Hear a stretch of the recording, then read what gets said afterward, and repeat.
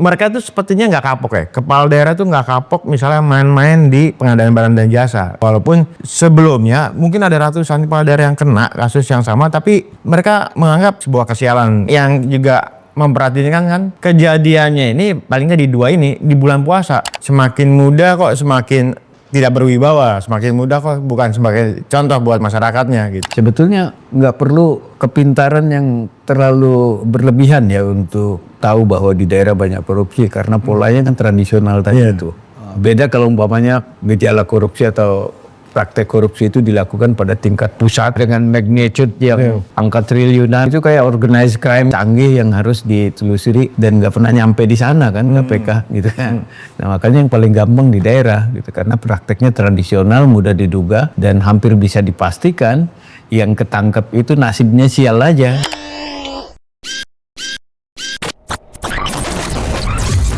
Halo sahabat integritas, jumpa lagi di kanal Satu Visi Utama program Buka Kartu. 2 OTT KPK ke Bupati di bulan suci Ramadan.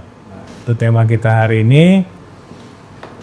Dan Bupati terakhir yang di OTT oleh KPK adalah Muhammad Fikri Tobari, Bupati Rejang Lebong, Provinsi Bengkulu.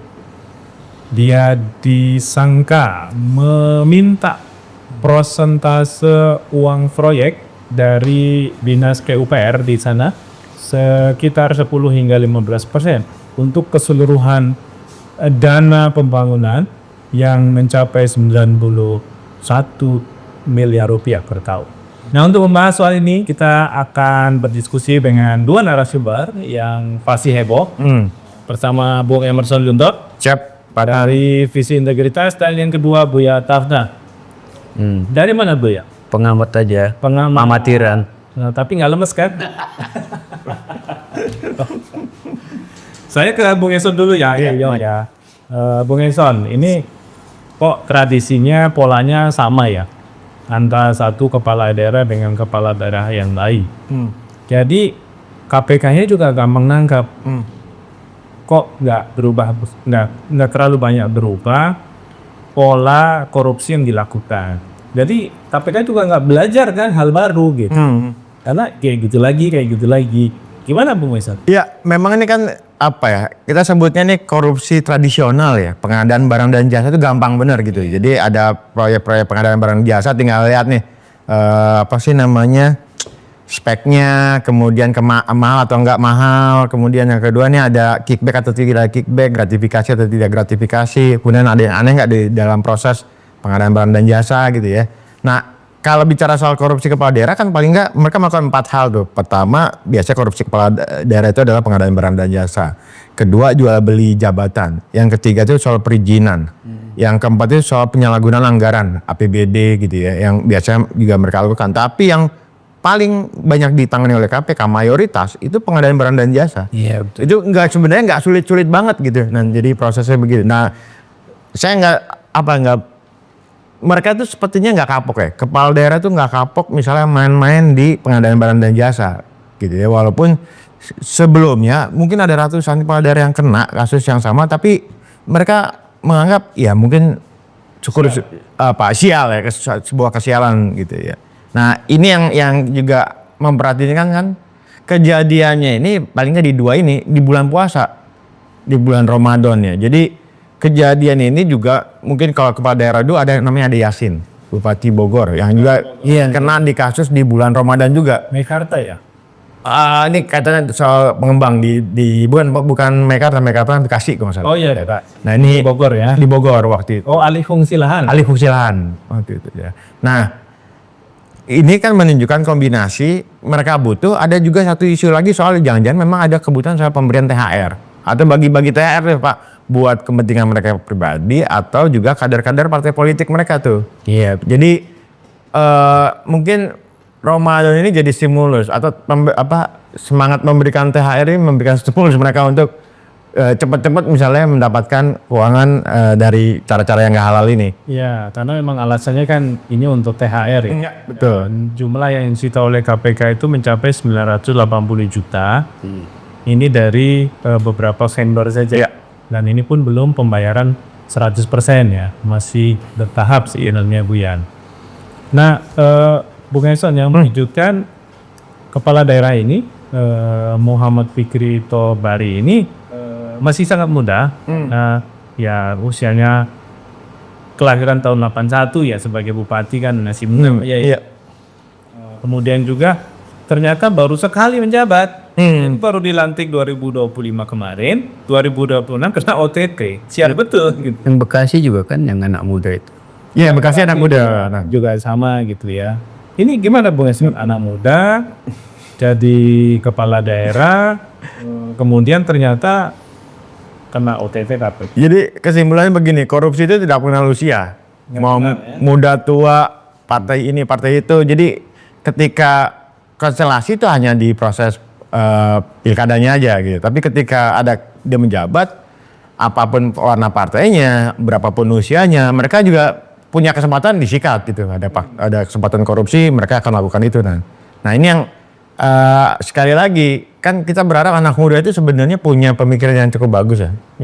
Punya visi yang jelas, kemudian misi yang ya kalau jadi kepala daerah ya misinya membangun daerahnya itu gitu ya, bukan membangun pundi-pundi kekayaan buat pribadi. Imperium bisnisnya. Betul. Nah ini yang kita prihatinkan ya. Jadi semakin muda kok semakin tidak berwibawa, semakin muda kok bukan sebagai contoh buat masyarakatnya gitu ya. Semakin beringas. Semakin beringat. Jadi terlalu bersemangat. Atau mungkin karena merasa masih punya banyak waktu ya, peluang. Dan ini juga kalau saya baca dan coba cermati, beberapa kepala daerah khususnya di daerah-daerah itu nggak menyangka bakal kena OTT karena mikir wah kan KPK ada di Jakarta gitu ya, lokasi mereka kabupaten, Bengkulu aja udah agak jauh, tambah lagi kabupatennya. Nah mereka mungkin berpikir nggak akan kena lah gitu, maksudnya percaya diri mungkin juga jumlahnya nggak besar gitu ya. Nah ini yang kemudian mereka salah persepsi, jadi seolah-olah KPK lemah. Padahal KPK ada di mana-mana. Iya, dan padahal KPK targetnya ke daerah. Ke daerah. Bukan ke pusat. Betul, karena kasus-kasus korupsi di pusat juga mungkin nggak banyak nanganin ya mereka ke daerah apa. Kedua modusnya lebih canggih. Iya. Mungkin dia garap yang tradisional aja, yang gampang-gampang, yang susah-susah gitu, atau misalnya melibatkan elit politik yang saat ini berkuasa ya, maka inilah mungkin buat diparkir dulu lah, waktu-waktu diperlukan baru diproses. Penting untuk menunjukkan ada kegiatan ya. Betul gitu. Buya, Yes. tadi Bung Edson sudah menyinggung soal THR ini sebagai salah satu pintu masuk bupati memeras atau meminta uang ya dari proyek APBD ke vendor-vendor. Nah, ini kan berarti mencerminkan problem relasi konstitusinya ya antara si kepala daerah dengan orang-orang yang mensupport dia nih, sehingga harus diempanin nih. Iya. Itu gimana Bu ya? Iya, THR itu emang keharusan administratif buat kepala daerah memberi apa tidak. Pertanyaan itu dulu secara normatif. Kalau tidak harus kan jangan maksain dong gitu. Apalagi duitnya nggak ada. Kan kontradiksi juga, berbuat baik dilakukan dengan cara ngambil duit secara tidak baik. Yang THR kan niatnya baik. Ya, tapi ngambilnya kok dengan cara tidak baik dalam pengertian melanggar hukum atau bahasa teknisnya korupsi. Jadi itu saja udah nggak benar gitu loh. Jangan-jangan istilah THR ini adalah sebetulnya alasan ya. Atau kode-kode aja sebenarnya biar dikasih lebih. Ya gitu untuk memudahkan dia komunikasi entahnya gitu loh. Ini THR nih mau lebaran ya. Dari mana kalau nggak kalian bantu gitu kan kayak gitu-gitu. Tapi tidak penting lah, substansinya kan korupsinya itu. Karena juga gini Bu ya, tadi mungkin ada benarnya dugaan Bu ya bahwa THR ini hanya bungkus aja. Iya. Karena kan pembayarannya belum selesai. Iya betul. Nanti setelah lebaran mungkin baru dibayar kan, atau nanti ada lagi di bulan Agustus. THR kalau DP dulu. Ya kayak gitu-gitulah. Jadi sebetulnya nggak perlu kepintaran yang terlalu berlebihan ya untuk tahu bahwa di daerah banyak korupsi, karena polanya kan tradisional tadi itu. Ya memerlukan kecanggihan kita berpikir gitu. Beda kalau umpamanya gejala korupsi atau praktek korupsi itu dilakukan pada tingkat pusat ya, apalagi dengan Senjata yang kerah putih ya. dengan magnitude yang angka triliunan gitu kan. Dan 15 negara misalnya. Iya, itu kayak organized crime gitu kan, canggih yang harus ditelusuri dan nggak pernah nyampe di sana kan KPK gitu kan. Nah makanya yang paling gampang di daerah gitu karena prakteknya tradisional, mudah diduga dan hampir bisa dipastikan yang ketangkep itu nasibnya sial aja gitu kan. Karena prakteknya sama juga dilakukan di banyak tempat, cuma nggak terdeteksi. Banyak juga yang sudah minta THR ini. Iya kayak gitu-gitu. Ya. Cuma Dan kalau kita kita lapor, kebetulan dari Rejang Lepong nih. Iya. Jadi yang jadi soal buat kita ya, yang jadi soal serius adalah kenapa gejala itu nggak pernah menimbulkan efek jera ya, apa yang disebut dengan deterrent effect gitu, ya kan? Gitu kan? Kenapa gitu? Nah ini kan ada soal-soal yang harus dikejar ya sebab-sebab terdalamnya, ya kan? Baik secara struktural maupun kultural gitu kan. Secara struktural misalnya ya ada hubungannya dengan rekrutmen politik kan, kepemimpinan politik yang costly, yang mahal dan seterusnya gitu kan. Lalu sistem juga nggak bekerja, hukum gitu kan. Macam-macam hal di situ. Karena itu korupsi udah bukan lagi menjadi kasus per kasus, tapi dia udah berada di dalam sistem itu sendiri, dengan kata lain udah struktural betul. Tapi yang kita juga saya menyebutnya sesalkan atau seperti apa ya. Jadi ini dimanfaatkan pihak-pihak tertentu, baik partai politik maupun pemerintah ya, mendelegitimasi pilkada langsung. Jadi seolah-olah bahwa yang ditangkap ini adalah kepala-kepala daerah yang dipilih secara langsung melalui pilkada langsung, karena mereka sedang mewacanakan itu Bu ya. Pilkada secara tidak langsung tuh melalui DPRD. Jadi kan ada pernyataan bahwa dari Kemendagri maupun dari DPR RI yang menyatakan mereka akan melakukan evaluasi terkait dengan OTT dua kepala daerah ini gitu ya. Nah saya agak mengkhawatirkan dia menjadikan ini untuk pintu masuk bagi mereka untuk segera melakukan revisi undang-undang terkait dengan pilkada. Jadi padahal modelnya isunya bukan soal langsung apa enggak langsung. Betul. Dan itu dipakai oleh mereka untuk mengembalikan sistem kita melalui DPRD dengan alasan bahwa di situ tidak terlalu mahal gitu kan. Kalau itu argumennya artinya seperti melokalisir kejahatan. Buya, saya mau tanya dulu nih satu hal ya. Kita belum pernah singgung dalam diskusi respon partai di pusat. Ya kan ini kadernya yang kena ya, misalnya ya. Misalnya kalau yang Arafik itu anaknya Arafik, siapa namanya saya lupa. Padi Arafi, Golkar. Kemudian yang terbaru ini Muhammad Fikri PAN ya. Ini adalah PAN. Iya. Dalam kasus yang PAN ini langsung dipecat. Cuma statementnya sebagaimana biasanya normatif. Nah, kami menyesalkan apa yang sudah dilakukan. Ini tidak sesuai dengan garis partai gitu ya dan macam-macam. Jadi seakan-akan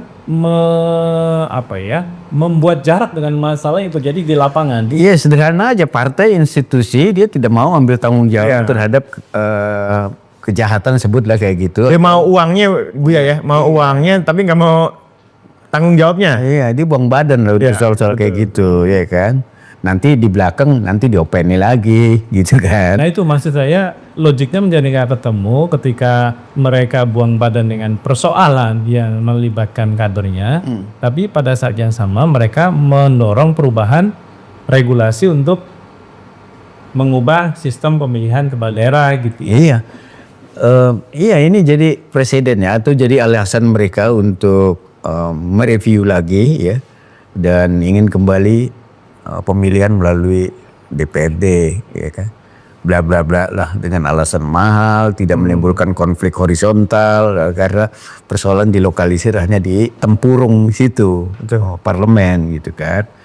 Nah ini sebetulnya mereka tidak senang dengan demokrasi karena inti soal dari pemilihan langsung sekarang ini karena nggak dikawal oleh hukum kan, sehingga mahal gitu kan, sehingga mahal. Karena itu untuk tidak mengorbankan demokrasi dan pada saat yang sama juga mengeliminasi kemungkinan politik uang dalam sistem demokrasi yang langsung dipilih langsung, ya penegakan hukumnya dong dilakukan.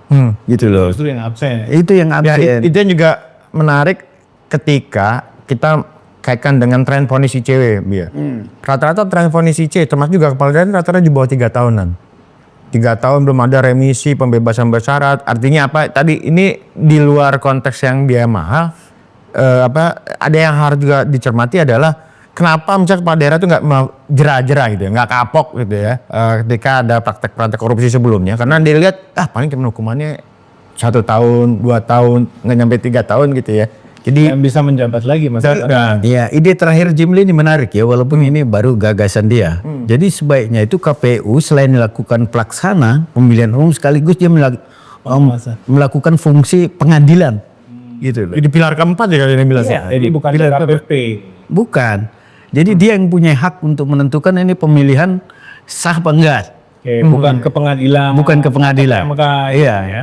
Gitu. Jadi dia menyebutnya anchor kekuasaan tambah 1 yaitu KPU gitu loh. Jadi problem-problem yang berkaitan dengan pelanggaran Paketnya jorok gimana?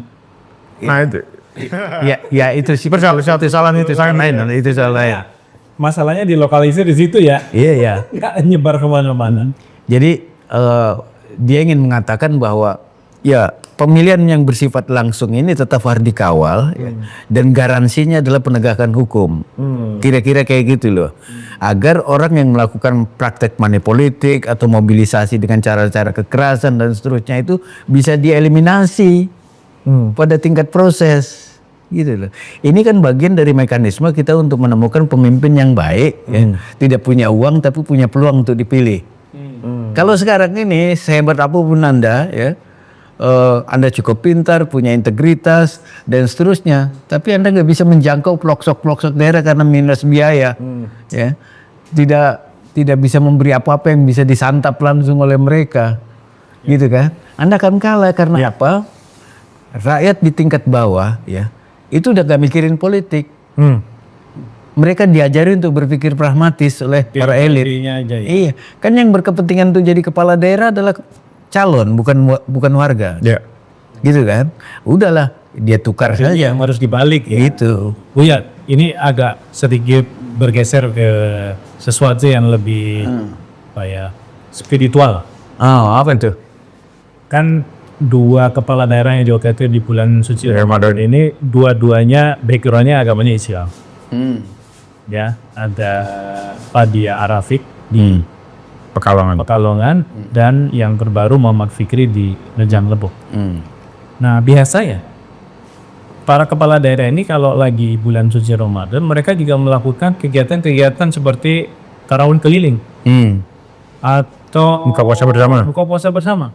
Ya, atau setidaknya ya Kegiatan keagamaan. keagamaan lah. Iya. Hebat. Dan ini diperkuat juga dengan ya sesuatu yang sering tularkan informasinya ya dalam setiap bulan Ramadan. Kalau di bulan suci Ramadan itu ya setan itu dikerangkeng lah. Kok ini lolos Bu ya? Sama tambah satu lagi Bu ya, ini penasaran juga. Mereka puasanya batal nggak sih? Bu? Bulan puasa kok masih puasa kok korupsi, gitu. Imam Ghazali itu, ya saya jadi pura-pura sok tahu agama nih. Memberikan 4 jenis hidayah, bahkan ada yang menyebutnya 5 kepada manusia. Yang pertama disebut hidayatul wujudan. Jadi hidayah pemberian hidayah berupa wujud, wujud fisik lah ya. Nah ini kan pada binatang juga ada hidayah di situ kan. Jadi pada diri kita ini kan ada berbagai level makhluk nih. Benda matinya ada dalam diri kita ya kan, benda hidupnya ada kayak binatang juga dalam diri kita. Itu hidayatul wujudan. Nah hidayah yang kedua itu disebut hidayatul hawas, bahwa kita juga diberikan petunjuk, punya kemampuan untuk mendengar, melihat, ya kan, mencium, merasa dan seterusnya, itu hidayatul hawas, ya kan. Nah hidayah jenis yang kedua itu masih dimiliki oleh binatang kan. Nah yang ketiga meningkat hidayatul akli. Bahwa Tuhan juga memberikan kita hidayah kemampuan berpikir akal. Afala ta'qilun. Afala ta'qilun.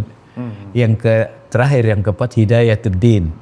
Diberikan bekal hidayah agama. Nah, setan itu bermain di dua hidayah yang terakhir ini, yang kedua ini. Hafal dan Yang akal dia pintar tapi dia juga berhadapan dengan pintar yang dengan Tuhan yang dengan setan yang cukup pintar. Gitu. Jadi baik orang itu taat agama maupun punya kemampuan berpikir, ya sepanjang hayatnya dia bergulat dengan godaan-godaan setan. Karena setan nggak ngegoda binatang, gitu loh. Iya kan? Bahkan orang yang paling alim sekalipun dia kan nggak akan sepi dari godaan-godaan setan. Jadi berarti bulan puasa sebenarnya nggak dikerangkeng juga ya, Bu ya? Iya, setan bekerja dengan caranya sendiri. Pada bulan puasa ya punya caranya sendiri juga. Ya buktinya korupsi di bulan puasa. Betul. Gitu kan? Atau jangan-jangan mereka salim ya? Setan-setan ya ke manusia ya? Justru sebaliknya Son. Yang kita khawatir justru sekarang manusia yang ngajarin setan. Iya. Nah, ini konsep yang lain yang menurut saya. Orang kan seringkali kalau bicara agama itu hubungan horizontal dan vertikal, gitu kan. Nah, jadi orang seakan-akan boleh korupsi, yang penting hasil korupsi disedekahkan untuk vertikal, begitu kan? Kan konsep yang betul sebetulnya spiral gitu. Itu dosa itu. Ya kan spiral. Dia melakukan hubungan sosial tapi pada yang sama punya fungsi transendental, punya fungsi spiritual. Jadi spiral dia, kayak gitu. Bukan garis lurus, ya kan? Sedekah di mana-mana segala macam, tapi pada yang sama ada kesempatan dia melakukan korupsi. Tapi kan dia horizontalnya dia penuhi dengan hasil korupsi itu, gitu. Tapi kan itu nggak ada usahanya Bu ya. Ya iya makanya. Dari kekuasaan aja. Iya makanya, jadi konsep yang benar itu, atau menurut saya paling benar itu adalah hubungan kita dengan Tuhan itu bersifat spiral kayak gitu.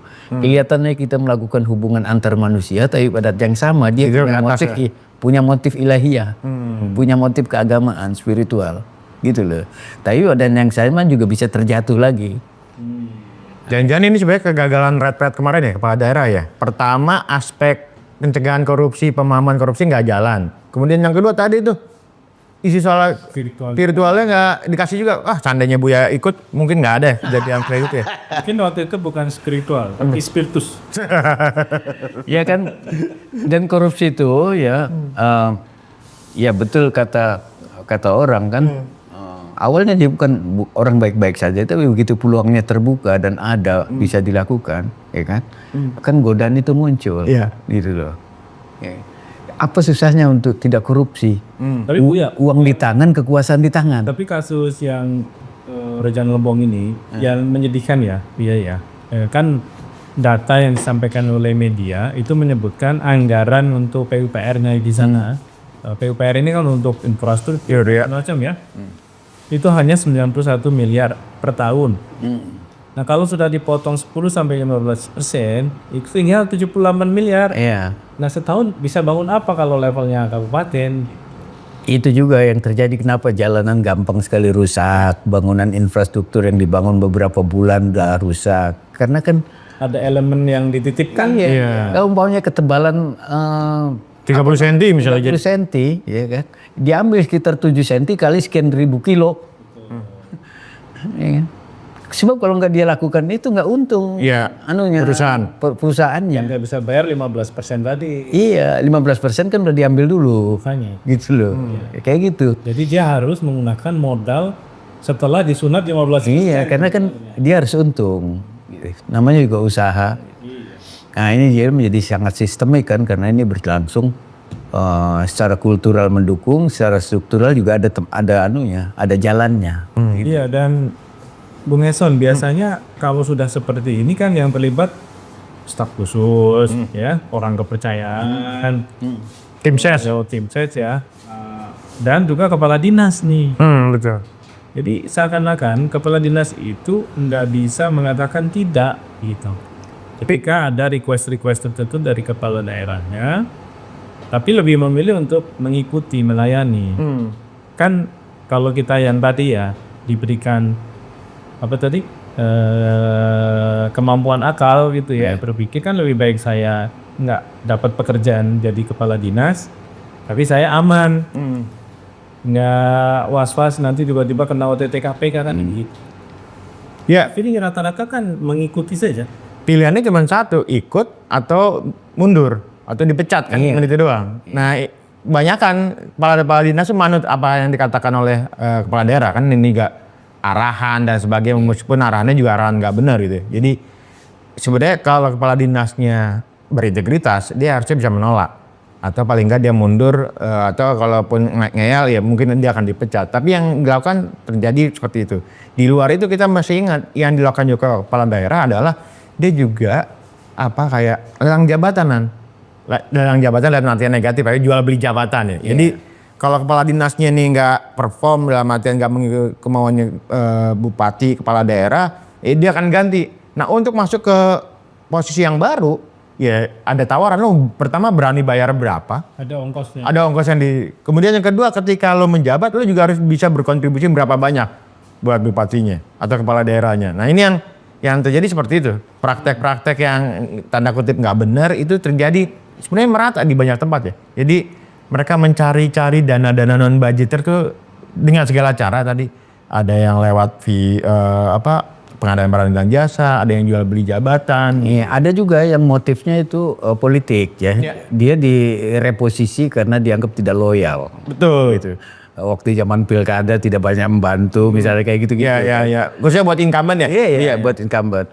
Jadi banyaklah variabel yang mempengaruhi pola-pola relasi itu menjadi tidak merit basisnya, tetapi berdasarkan hubungan-hubungan yang bersifat personal, emosional, politik dan seterusnya kayak gitu. Iya kan? Iya. Jadi dan itu di mana-mana, di mana-mana. Ini kita PR-nya masih banyak Bu ya, karena problemnya sistemik. Iya. Ya, dan kemauan politik untuk membenahi sepertinya sudah tidak terlihat. Tapi juga jangan lelah ya, walaupun ini tradisi yang sudah mengurat, mengakar gitu ya. Perlawanan-perlawanan yang bisa dilakukan seperti ini karena Dan tetap ada gunanya KPK, OTT, iya ada gunanya. meskipun Dan jangan lupa juga rakyat sekarang ini semakin sensitif ya terhadap perilaku pejabat yang dianggap menyimpang, tidak sensitif. Mulai ada gerakan-gerakan menolak pembayaran pajak iuran kan. Itu jangan dianggap remeh gitu walaupun mereka diam gitu sekarang ini. Karena diam itu Bukan berarti mas sekarang. iya. Mbak, Apa namanya kejengkelan mereka itu mengendap tapi sebenarnya tidak diam gitu loh. Iya kan? Saya khawatir itu begitu ada trigger tertentu, ya misalnya apa yang terjadi di Pati, itu kan akumulasi dari kekecewaan lama yang mengendap, gitu kan. Begitu ada triggernya, ada momentumnya, mereka bergerak muncul ke permukaan, melakukan civil obedience, iya kan? Perlawanan, kayak gitu-gitu. Dan itu kan hukum besi sosial di mana-mana, iya. gitu loh. Ya sekarang masyarakat kan udah cukup berani untuk Posting ya? ya perilaku pejabat dia nggak benar, kemudian dihirarki. Tapi pada yang sama, ya itu artinya menjelaskan bahwa rakyat atau warga di tingkat bawah itu juga lapar terhadap jenis pemimpin yang baik, gitu loh. Begitu muncul orang-orang tertentu yang dianggap ikhlas, otentik, menyapa mereka disambut dengan senang hati. Cepat dapat Kayak empat ya. gubernur siapa? Shirley ya? Siapa namanya? Oh iya, di Maluku Utara. Di Maluku Utara gitu. Ya terobsesi sekali. Iya. Kan kelihatan sekali dia. Padahal dia mengalami apa? Triple minority. Dia Chinese, dia non-Muslim, ya kan? Dan dia perempuan. Tapi Dia kehilangan suaminya juga kan. iya, dan backgroundnya betul-betul ibu rumah tangga. Tapi begitu artikulasi kepemimpinan dia, kelihatan begitu otentik, menyapa warga, detail dia, lalu tegas. Kan semua orang suka sama dia. Dengan melepaskan semua sentimen tadi itu. Gitu kan? Artinya genuine. Nah rakyat butuh jenis pemimpin seperti itu. Sekarang lagi sensitif. Ya some extent juga bisa kita lihat di Jawa Barat misalnya kan. Nah yang kayak gitu itu kan sedikit. Kita membayangkan Indonesia ini masih ada karena ingat jenis yang kayak gitu ada masih. Kalau nggak ada kayak itu udah samar. Apalagi tingkatmu besar. Ini ya bisa saja itu jadi settingan ya. Hah? Iya oke. Kelihatan Iya oke. apa otentik apa enggak. Tapi kan ada mekanisme sosial ya untuk melihat itu semua kayak gitu. Nanti juga kalau dia betul-betul settingan akan terbukti juga gitu dalam perjalanan waktu Iya, benar. kayak gitu. Tapi gejala ini menjelaskan bahwa rakyat sebetulnya butuh pemimpin yang hadir gitu loh. Dan itu sayangnya tidak difasilitasi oleh sistem pemilihan hari ini. Iya. Yang berbiaya mahal, yang sangat ditentukan oleh elit di partai, sehingga orang-orang yang tadi genuine, yang baik, itu nggak mendapatkan tempat. Betul. Atau mereka menjadi alergi untuk masuk ke politik, karena mereka lihat nggak bener nih. Ya dengan cara seperti sekarang ini tidak mungkin orang baik tidak punya duit dia bisa menjadi kepala daerah. Iya. Itu aja poinnya. Iya kan? Karena itu pemilihan langsung tetap mutlak harus dijaga tapi harus dikawal dengan hukum yang tegas. Itu aja. Sebab kalau umpamanya kita kompromi ya, permisif ya terhadap keinginan elit untuk kembali dilokalisir pemilihan di parlemen, ya semakin gak bisa dikontrol apa yang terjadi di sana. Bancakannya menjadi sangat bebas. Kayak gitu. Oke Buya, Gitu ya. Siap. Terima kasih untuk insight-nya. Demikian sahabat Integritas, bincang kita, diskusi kita seputar 2 kepala daerah bupati yang di OPT oleh KPK di bulan suci Ramadan ini. Mudah-mudahan ini bermanfaat. Silahkan berikan komen, silahkan subscribe bagi yang belum subscribe, dan sebarluaskan informasi ini jika memang bermanfaat. Kita ketemu lagi di lain waktu, sampai jumpa.